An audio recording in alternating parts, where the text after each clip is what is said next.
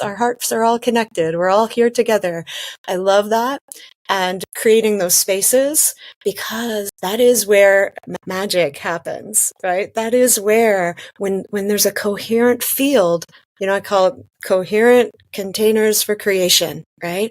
The more coherent they are, the more charged, the more potential for, result, for ahas, for breakthroughs. So in the Primal Play groups, you have a whole group of adults who are all being bears or being lizards or being, fish or whatever it is we're doing in that pattern in that moment. And then patterns start to come up. You see where people are more comfortable or able to move or not able to move. And that's a place where, you can go a little deeper and start doing the reprogramming, but it's just so much fun. And it lets the adults bypass their adult serious brain and actually go in and do the deep healing. It's amazing what happens at the end of those classes. Now I have a whole, process we go through, and then we come and kind of have a little heart sharing at the end. So we have space for integration as well, but it's really fun. There was another piece and it just flew right out my head. I don't know what it was. So I'll just say that I imagine the primal exercises are a beneficial piece of it, but also giving adults the permission, the encouragement to play also unlocks something as well. So I imagine that brings them back to that period of development, right? As well, not just the motions. It's like energy that they're stepping into that they might not be living in on their day-to-day life, right? And so I think there's a quote that's like something along the lines, it takes so many repetitions, like in the hundreds, to learn something. But when you play, it takes like a very small fraction of that larger amount. I don't remember the numbers exactly, but if you do it through play, so the rewiring, I imagine, just happens faster through play. Yeah. Yeah, there's actually a scientific study, and I don't remember the exact numbers anymore either, but so it takes if you're doing it right, because I come from a very precise movement, kind of therapeutic movement, a fusion of physical therapy and personal training, like the building blocks of the physical work that I do is very precise.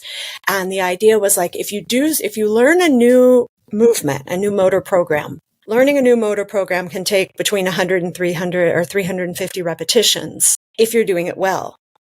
If you already have one in there that's wrong, like a virus software running, you have a faulty or a compensation pattern running, it can take as many as 10 times that. So, 3,500 times to reprogram it in the brain. However, when you add play, it shrinks it right back down again and happens much faster. So actually the study is the movement, and then the play is a whole new element to it. So that's like the layer 2. And I'm not sure what the research is around that, but I've heard that quote as well. And it's true. Play breaks down barriers. Play, for most people, but not all, is the fastest way to create trust, to get people to relax, to get people to open. So some people have trauma around play. So that's why, not everything is 100% I'm not an all or none, everything or nothing kind of always or never, but, generally play is a really great way to do that. And what you reminded me of is, a lot of the patterns, a lot of the traumas happen not before we were verbal, before we had enough cognition to even give them words. So even if we could remember it and talk about it, which most of the time we can't, even if it happened later in life because we suppress it and hide it. One of my teachers, Thomas Hubel, talks about we tune into the cosmic address. So we just can feel the energy of it. So as a healer, as a therapist, I don't call myself a healer because the person heals themselves, but I'm a guide. But as someone supporting healing in others, you can feel the glitch, you can sense what it's created, and you can kind of follow the thread back to, just like you type in your web browser, awakening conversations, right? Mm-hmm. Boom. And then it comes up your website or your podcast, right? You can start to type in through the being, just through their name even, start to access the cosmic address of who this person is and the experiences that have created them. And then you go back and you feel that little glitch. But even if you don't have the ability to do any of that, just going back through the developmental movement patterns, just going through the infant development patterns will pick up and catch any of those little pieces.